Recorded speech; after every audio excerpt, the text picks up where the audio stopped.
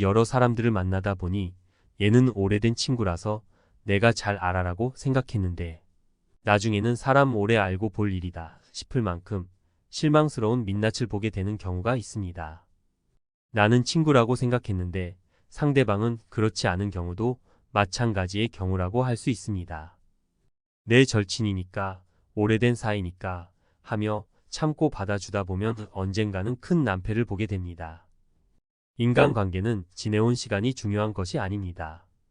사회생활을 하며 늦게 만난 친구라도 나와 가치관이나 취향이 잘 맞으면 오히려 오랜 친구보다 심적으로 가까워집니다. 사람은 살면서 변하게 되어 있고 만날수록 기분이 나쁘거나 나에게 해가 된다면 오랜 사이라도 절교해야 할 때가 있습니다. 오랜 친구라서 사정을 알기 때문에 이해하고 넘어가는 경우도 있습니다. 그렇기 때문에 한두 번 실수했다고 모든 인간관계를 끊어야 하는 것은 아닙니다. 오래도록 만나면서 고민하고 심사숙고해서 결정을 내리는 것입니다. 오늘은 오래된 친구라도 반드시 인연을 끊어야 할 사람의 4가지 유형을 말씀드리겠습니다. 첫 번째, 무조건 자기 말만 옳다고 하는 친구.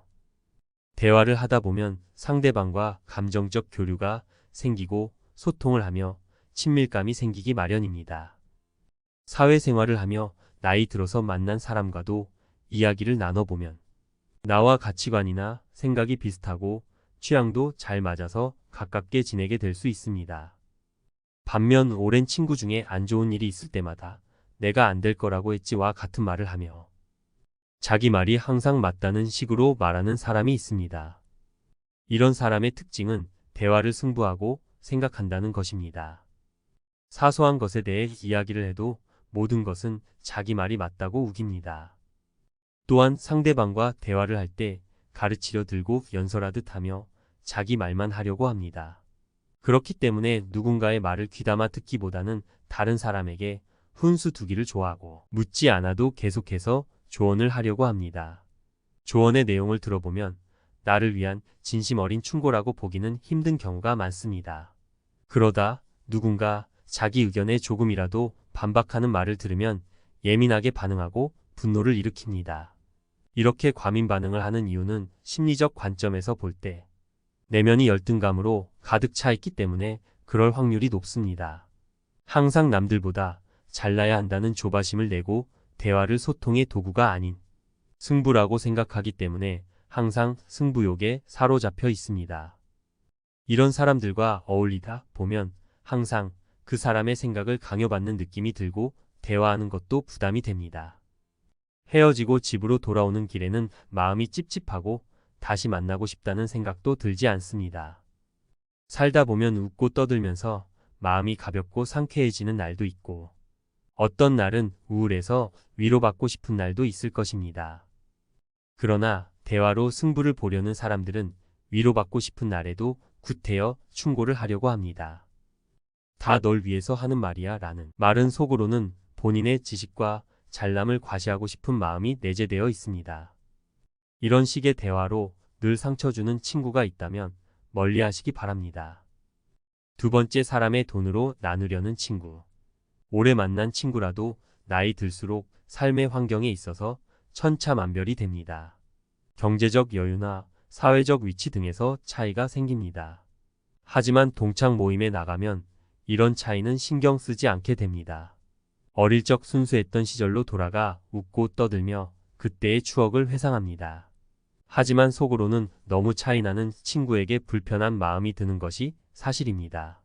그 사람이 싫거나 나쁜 사람이라고 생각하는 것은 아니지만 그러한 차이를 관계의 벽이라고 생각하게 되면 친구 사이는 점점 멀어지게 됩니다. 그런 생각들이 마음에 걸림돌이 되다 보니 자연스러운 현상이라고 볼 수 있습니다. 이런 마음은 부러움과 자격지심에서 비롯된 경우가 많습니다. 이런 감정을 느끼는 것은 인간의 본성이기 때문에 나쁘다고 할 수 없습니다. 또한 티 내지 않으려고 해도 대화를 나누다 보면 부러운 감정을 숨길 수가 없습니다. 이럴 때 서로 이해하고 조심하며 서로를 존중하는 마음이 있다면 그런 대로 잘 지낼 수 있습니다. 하지만 오래된 친구라도 극단적으로 멀어지는 경우가 있습니다. 바로 경제적 여유나 사회적 위치로 사람을 나누는 것입니다. 자연스럽게 분위기가 무르익을 때쯤 즐거운 대화가 한참 오고 가던 중에 친구가 나 밖에서는 이런 대우 받는 사람 아니다. 나는 태도를 취합니다. 나니까 친구가 이런 말을 해도 참아주는 거지 다른 사람들은 나한테 그렇게 못한다는 뉘앙스를 풍깁니다. 한마디로 너와 나는 급이 다르다 이겁니다. 좋은 직장에 높은 직급을 가진 사람이 직장 내에서의 위계 질서를 친구 관계에도 적용하려고 합니다. 그렇게 되면 친구 사이에도 거부감이 들지 않을 수 없습니다. 친구들에게도 직장에서 부하 직원에게 명령하는 듯한 언행을 하며 그 반대가 됐을 때는 내가 나한테라는 듯이 어이없는 표정으로 쳐다봅니다. 너 같은 사람이 나 정도 되는 사람에게 이런 대우를 할 수 없다는 식입니다. 얼마 전 뉴스에 술에 취해 경찰을 폭행한 예비 검사 사건 그런 사람들의 인성을 알 수 있습니다. 그 예비 검사의 태도를 보면 조사를 받는 과정에서도 내가 누군지 아냐 식의 발언을 하며 갑질적인 태도를 보였다고 합니다. 이렇게 본인의 사회적 위치나 힘을 이용해 먹으려는 사람들은 친구들에게도 똑같이 하는 경우가 굉장히 많습니다. 이런 사람들은 다 우월감에 빠져 있는 경우가 많고 친구도 자기 아래급의 사람으로 취급합니다. 이 경우는 더 이상 친구 사이라고 볼 수 없는 관계입니다. 만날수록 스트레스만 쌓이고 자존감이 떨어지는 느낌을 자주 받습니다. 오래도록 만난 친구라서 정이 있기 때문에 참고 만나기에는 혼자만의 착각인 경우가 많습니다. 자기가 잘난 사람이기 때문에 뭔가 바라고 붙어 있는 것으로 여기고 친구로 만나기보다는 내가 그냥 만나 준다는 식인 경우가 많습니다. 그렇기 때문에 항상 교만한 태도를 취하거나 상대방의 말에 공감하지 못하는 경우가 많습니다. 실제로 뭔가 부탁할 일이 있어서 도움을 청하더라도 남에게 부탁할 때보다 더 굴욕적인 대우를 받는 경우도 많습니다. 이런 친구는 인간관계에서 정리하는 것이 정신 건강에 좋습니다. 세 번째, 받으려고만 하는 친구. 누군가에게 베푼다는 것은 돌려받을 것을 기대하고 베푸는 것이 아닙니다. 그러나 베품을 받는 사람의 마음이 잘못된 경우가 있습니다. 절약하고 검소한 것은 좋지만 남의 돈으로 자기 돈을 아끼겠다는 방식이 황당합니다. 큰 돈을 벌게 되면 노력에 비해 많이 버는 것처럼 보입니다. 하지만 그 결과를 얻기 위해 초반의 노력이나 위험을 감수한 도전을 했기 때문에 얻을 수 있는 결과물입니다. 그런데 그런 것은 전혀 고려하지 않고 당연히 내가 나보다 돈이 많으니 밥을 사야 한다는 생각 갖고 있습니다. 정작 이런 결과물을 얻기까지 아무런 기여도 하지 않은 사람이 이런 태도를 보이면 더 화가 납니다. 자주 만나는 친구에게 항상 내가 밥을 사다가 어쩌다 그 친구가 한번 밥을 사면 엄청 생색을 냅니다. 내가 밥을 살 때는 별말 없고 자기가 밥을 한번 사더니 입이 않고 생색내기 바쁩니다. 이러한 행동은 반드시 돌려받겠다는 심리에서 비롯됩니다. 이런 친구는 내가 어려운 일이 생겼을 때는 나 몰라라 할 가능성이 높습니다. 나의 상황을 안타까워하고 걱정하기보다는 이제 더 이상 빼먹을 게 없는 사람이라고 생각하는 경우가 대부분입니다. 정말 형편이 안 돼서 어쩔 수 없는 것을 나쁘다고 하는 것이 아닙니다. 형편이 안 돼서 만남을 부담스러워하는 친구에게는 기꺼이 베풀 수 있고 받았을 때 미안함과 고마움이 느껴집니다. 그것은 당연하게 생각하고 이용해 먹으려는 의도가 없기 때문일 것입니다. 상대방에게 받으려고만 하고 그것을 당연하게 여기는 계산적이고 이기적인 태도가 관계를 멀어지게 하는 것입니다.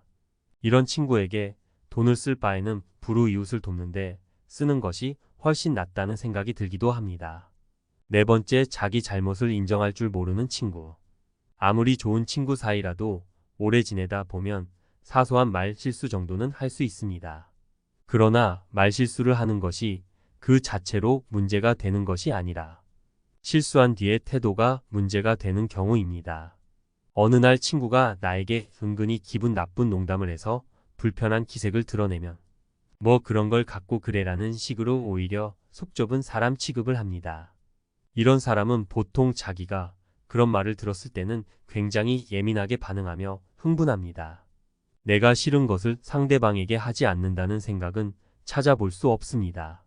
나의 농담은 유머라고 생각하고 상대방의 농담은 공격으로 받아들입니다. 그렇기 때문에 자기는 유머러스한 사람이라 생각하고 상대방은 무례하고 선 넘는 사람으로 취급합니다.